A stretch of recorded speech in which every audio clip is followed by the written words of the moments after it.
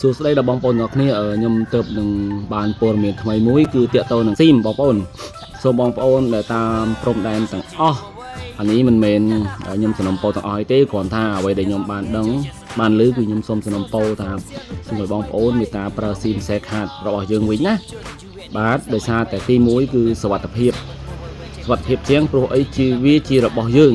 វាជារបស់ក្រុមហ៊ុនខ្មែរយើងសាត់តែម្ដងខ្ញុំសង្គ្រាម21ថ្ងៃដែលខ្ញុំបានឆ្លងកាត់នេះគឺខ្ញុំបានប្រើស៊ីមសេខាតតែម្ដងគឺអត់បានប្រើស៊ីមអីទាំងអស់ស៊ីមសេខាតនៅពេលដែលមានបញ្ហាធ្ងន់ធ្ងរឬក៏មានរឿងអីមួយចំនួនដែលកើតឡើងណាគឺស៊ីមហ្នឹងគឺផ្ដាច់អ៊ីនធឺណិតភឹងហ្មងហ្នឹងហើយហើយកន្លែងហ្នឹងហើយដែលខ្ញុំចាប់ដើមតាមដានដឹងថាស៊ីមសេខាតគឺល្អមែនទេពេលដែលសភាពការស្ងប់ស្ងាត់គឺគាត់មានសេវាឡើងវិញពេញតែម្ដងនិយាយគ្នាគឺច្បាស់ល្អហើយតាក់ទងសេវាអ៊ីនធឺណិតវិញគឺអេម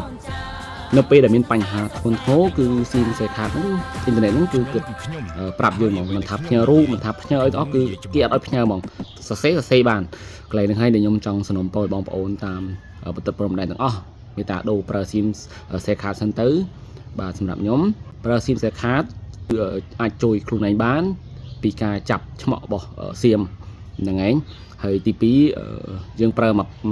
ចប់សង្គ្រាមសិនក៏បានដែរដើម្បីសុវត្ថិភាពណាបងប្អូនបាទទី3សូម្បីតែបងកងទ័ពជួរមុខក៏គាត់ដូរស៊ីមទាំងអស់មកប្រើសេខាតដែរដោយសារអីអត់ទុកចិត្តទេដ្រូនវាចាប់សេវាអ៊ីនធឺណិតបានតែបើយើងប្រើស៊ីមសេខាតគឺល្អមែនទែនបាទគឺខ្ញុំជាអ្នកណែនាំឲ្យបងគាត់អ្នកប្រើដូរតាមខ្ញុំបាទនេះជារឿងពិតអញ្ចឹងខ្ញុំគិតថាស៊ីមសេខាតក្នុង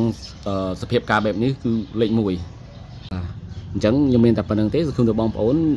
បើដូរក៏ដូរបើមិនដូរក៏អត់ទៅរឿងរបស់បងប្អូនទេតែអ្វីដែលខ្ញុំបានរៀនសូត្រគឺខ្ញុំមិនអត់និយាយគឺវាអត់បាន